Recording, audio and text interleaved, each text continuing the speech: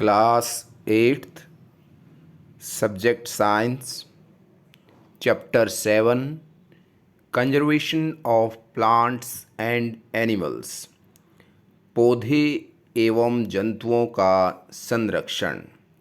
Conservation का अर्थ है संरक्षण, अर्थात जितने प्लांट्स और एनिमल्स हैं उनको हम उनके प्राकृतिक आवास में, नेचुरल इन्वायरमेंट में प्रोटेक्ट रख सकें, सुरक्षित रख सकें। हम जानते हैं कि हमारी पृथ्वी के ऊपर different species of plants and animals हैं।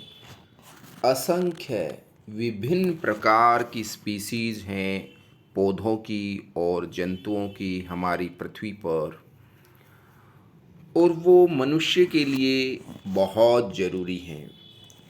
मानवता के लिए वो सभी प्लांट्स और एनिमल्स का सुरक्षित रहना अति आवश्यक है। हम सब जानते हैं प्लांट्स और एनिमल्स के हमारे जीवन में क्या महत्व हैं।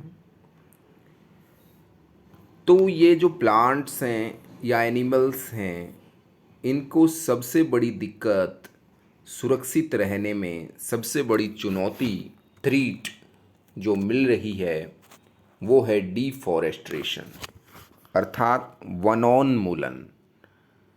जो पृथ्वी से वनों को नष्ट किया जा रहा है अलग अलग कारणों की वजह से, उसके कारण जो वाइल्ड लाइफ है, हमारे जंगली जंतु और जंगली जानवर या कहें जंगली पौधे, ये सभी असुरक्षित हो गए हैं। डिफॉरेस्ट्रेशन का मीनिंग है clearing of forests and using that land for other purposes, अर्थात वनों को समाप्त करना और उससे जो भूमि मिले, वनों की जगह जहाँ भूमि थी उसका अन्य कार्यों में उपयोग करना, यह वनोन्मूलन कहलाता है। क्या क्या कारण हो सकते हैं जिसकी वजह से फॉरेस्ट को, वनों को काटा जा रहा है, समाप्त किया जा रहा है? फर्स्ट, कृषि के लिए भूमि प्राप्त करना, हमारी खेती के लिए, कल्टीवेशन के लिए लैंड चाहिए, भूमि, उसके लिए वन काटे जा रहे हैं। हमारी फैक्ट्रियां बने, बिल्डिंग हाउसेस एंड फैक्ट्रीज, उनको बनाने के लिए जगह भी चाहिए, उसके लिए वन काटे जा रहे हैं। Making furniture of using wood as fuel, जो ईंधन है उसके लिए भी, फर्नीचर के लिए भी लकड़ी की आवश्यकता होती है। इस पर्पज़ से वन काटे जा रहे हैं।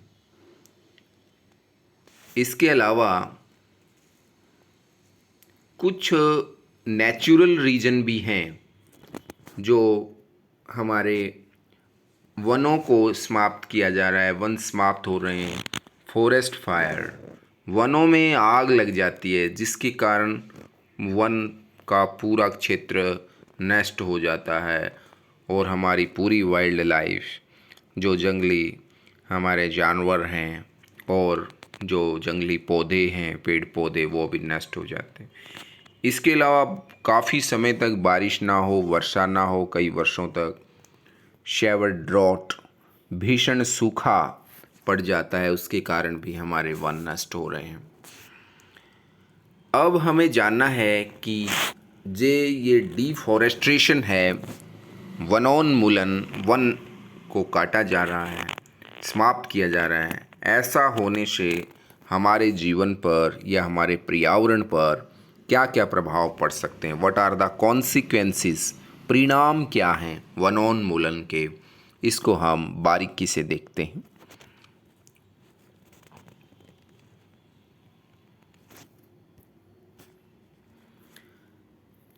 इसके जो वनोन्मूलन के परिणाम हैं उससे हम वन बाय वन वाकिफ़ होंगे, जानेंगे।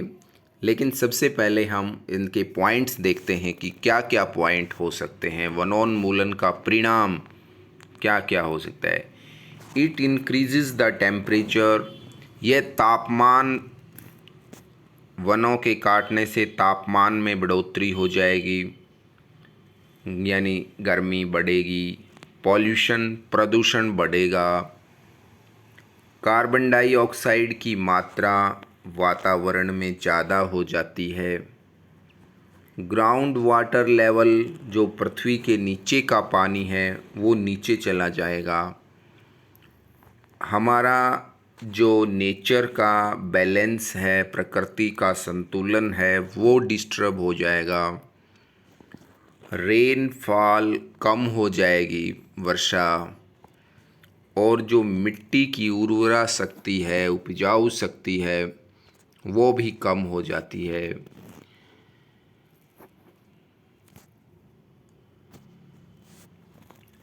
फ्लड, बाढ़ आने के खतरे, और ड्रॉट, सूखा के खतरे पड़ जाते हैं। तो ये कुछ हमने पॉइंट्स देखे। इन सब का वन काटने से ये सब परिणाम बनते हैं। इसके अलावा भी और परिणाम हैं। इन सभी जो परिणाम हमने देखे हैं, अभी पढ़े हैं, क्यों होता है ऐसा, इसको वन बाय वन हम डिस्कस करते हैं। जो हमारे ट्रीज होते हैं वो कार्बन डाइऑक्साइड का यूज़ करते हैं। एटमॉस्फेयर में जो कार्बन डाइऑक्साइड होती है गैस, उसका यूज़ करते हैं। क्या करने में? अपना भोजन बनाने के अंदर। प्लांट्स अपना स्वयं का भोजन बनाने के लिए, जिसे फोटोसिंथेसिस प्रोसेस बोलते हैं, प्रकाश संश्लेषण अभिक्रिया में जब वो अपना भोजन बनाते हैं तो इस दौरान उन्हें कार्बन डाइऑक्साइड की ज़रूरत होती है। अगर पेड़ पौधे कम होंगे तो कार्बन डाइऑक्साइड जो एटमॉस्फेयर में है उसका कम यूज होगा, यानी कार्बन डाइऑक्साइड की मात्रा एटमॉस्फेयर में बढ़ जाएगी अगर पेड़ पौधे कम हैं, और इससे ग्लोबल वार्मिंग की समस्या आएगी। हिंदी में इसे वैश्विक उष्णन कहा जाता है, अर्थात हमारी पृथ्वी का तापमान बढ़ जाएगा। कैसे? जो हीट रेज होती हैं, सूर्य की जो किरणें हैं, वो हमारी पृथ्वी तक पहुंचती हैं और पृथ्वी उन किरणों को वापस रिफ्लेक्ट कर देती है, परावर्तित कर देती है, वापस भेजती है वायुमंडल में, एटमॉस्फेयर में। और एटमॉस्फेयर में जो कार्बन डाइऑक्साइड है, वह कार्बन डाइऑक्साइड उन हीट रेज को जाने नहीं देती, ट्रैप करके रखती है, पकड़ कर रखती है, ग्रहण कर लेती है, और इससे हमारे एटमॉस्फेयर का टेम्परेचर, अर्थ के एटमॉस्फेयर का टेम्परेचर राइज हो जाता है, बढ़ जाता है, इंक्रीज हो जाता है। इससे हमारा ग्लोबल वार्मिंग, इस प्रकार से अर्थ के एटमॉस्फेयर का टेम्परेचर बढ़ने को ही ग्लोबल वार्मिंग कहते हैं। ग्लोबल वार्मिंग होने पर हमारे माउंटेन्स, पर्वतों पे जो बर्फ़ जमी रहती है वो पिघलती है। पिघलने के बाद वो नदियों के जरिए समुद्र तक पहुंचती है। समुद्र का वाटर लेवल ऊपर बढ़ जाता है, और जो समुद्र के पास लोग रहते हैं, तट के पास, उन लोगों का जीवन डिस्टर्ब हो जाता है और डूबने के खतरे हो जाते हैं।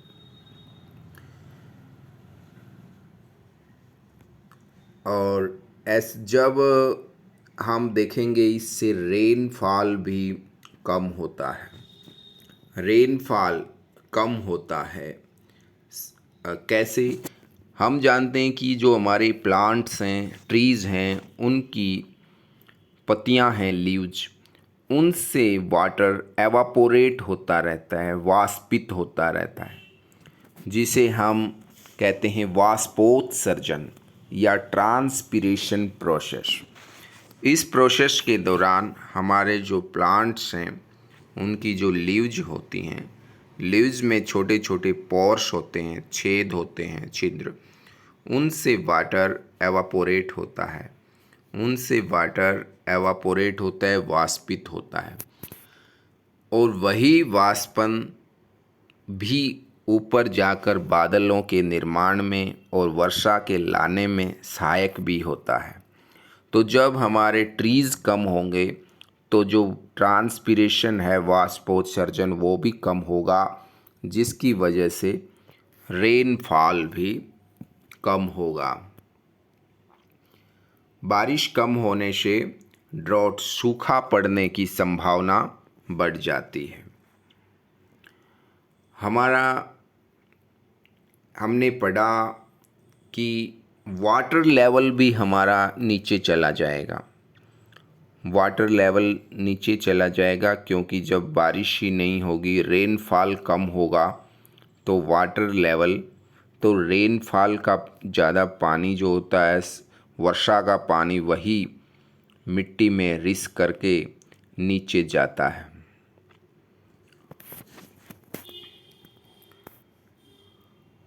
जो एक खतरा हमारा रहेगा इसके अंदर, डिफॉरेस्टेशन की वजह से जो एक सॉयल इरोजन प्रॉब्लम हो जाएगी, भूमि अपरदन की प्रक्रिया हो जाती है। भूमि अपरदन या सॉयल इरोजन एक प्रोसेस है जिसमें हमारी मिट्टी की ऊपरी लेयर जो होती है, जो उपजाऊ होती है, अर्थात उसी पर पैदावार ज़्यादा होती है, जब अगर उस मिट्टी के ऊपर हमारे वन नहीं हैं, प्लांट्स नहीं हैं, ग्रास नहीं है, तो वो मिट्टी पानी के साथ, वर्षा के पानी के साथ बह करके चली जाएगी। और जो, क्योंकि यह फर्टाइल थी भूमि, ऊपर वाली लेयर पौधों के लिए उपजाऊ थी, वो हमारी बह जाती है और नीचे हमें सख्त और चट्टानी परत जैसी मिट्टी मिलती है जो उपजाऊ नहीं होती, जिसमें एक उपजाऊ पदार्थ ह्यूमस होता है, वो नहीं रहता। इससे वो कम फर्टाइल, कम उपजाऊ हो जाती है और धीरे धीरे वह उपजाऊ भूमि बंजर हो जाती है, डेजर्ट बन जाता है। इस प्रोसेस को ही डेजर्टिफिकेशन या मरुस्थलीकरण कहते हैं। जो हमारे ट्रीज़ हैं या ग्रास हैं, वो जो सॉयल पार्टिकल्स हैं, मिट्टी के कणों को जकड़ के रखते हैं, पकड़ कर रखते हैं, और जो बारिश होती है उसके पानी के साथ उसको बहने नहीं देते। इसलिए पेड़ पौधे नहीं होंगे तो हमारी सॉयल इरोजन की समस्या ज़्यादा होगी और मिट्टी फर्टाइल न हो करके वह डेजर्ट बन जाएगी, अनउपजाऊ हो जाएगी।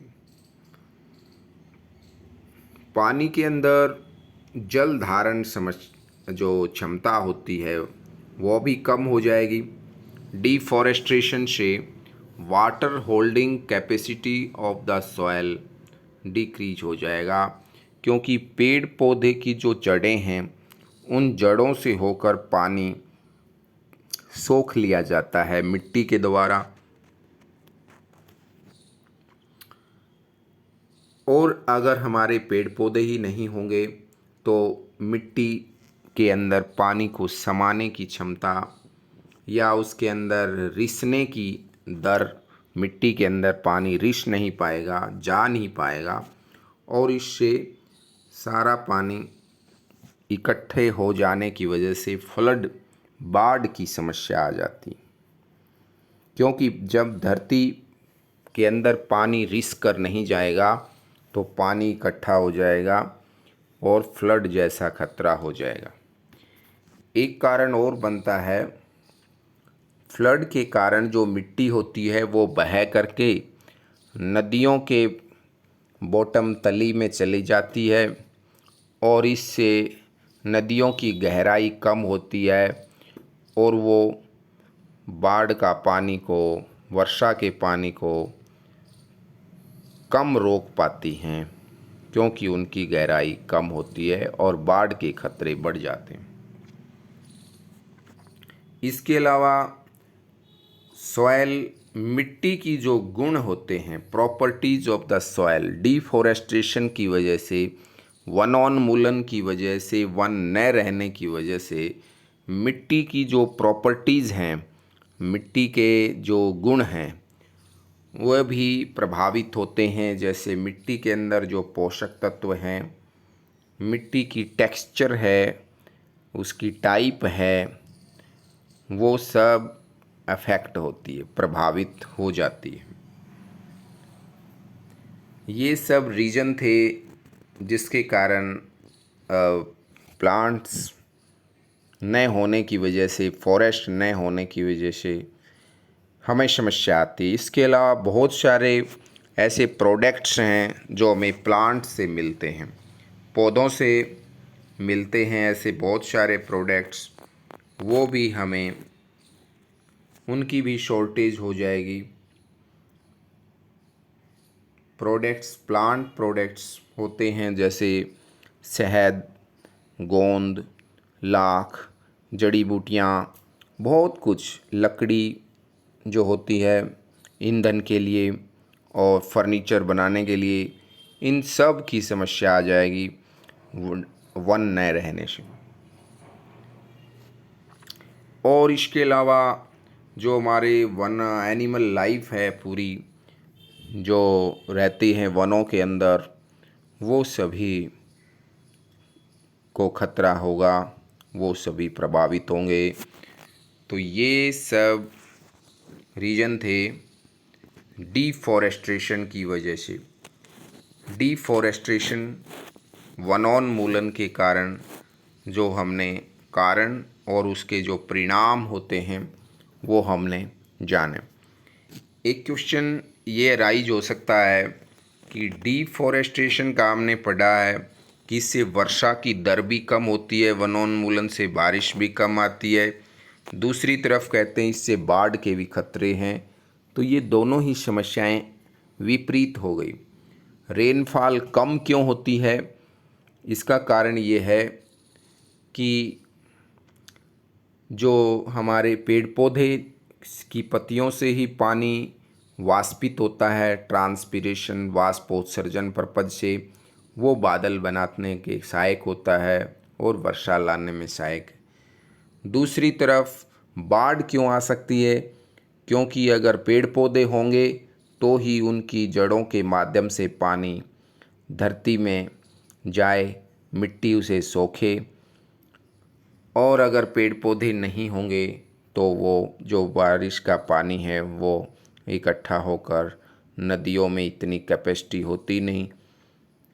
और दूसरा एक कारण और कि नदियों, बारिश का पानी की से मिट्टी भी बह जाती है पेड़ पौधे न होने से और नदियों में जमा हो जाएगी, जिससे नदियों में पानी को, ज़्यादा पानी को अपने अंदर समाये रखने की क्षमता कम हो जाएगी, नदियाँ ओवरफ्लो हो जाएंगी, अपने तट से पानी बाहर निकलने लगेगा, तो फ्लड के खतरे बढ़ जाते हैं। तो आज हमने एक एक बात को ध्यान से सुना कि हमारे जो वन के पेड़ पौधे और जीव जंतु हैं उनका हमें संरक्षण कैसे करें, उनको जिस अपने प्राकृतिक आवास में वो सुरक्षित रहें, यह हमारा चैप्टर था। लेकिन उनको सुरक्षित रहने के लिए सबसे बड़ी समस्या क्या आती है? क्योंकि ये वनों में ही सुरक्षित रहते हैं लेकिन वनों को ही काटा जा रहा है। तो सबसे पहले हमने इसी को पढ़ा है कि वनोन्मूलन या डिफॉरेस्टेशन का रीज़न क्या है, और अगर ये हो जाता है तो क्या क्या इसकी कॉन्सिक्वेंसी, रिजल्ट्स क्या क्या परिणाम निकलेंगे, ख़तरनाक परिणाम रहेंगे, वो हमने डिस्कस किए हैं। और आगे का चैप्टर हम अगली वीडियो में करेंगे, कंप्लीट करते हैं। Thank you.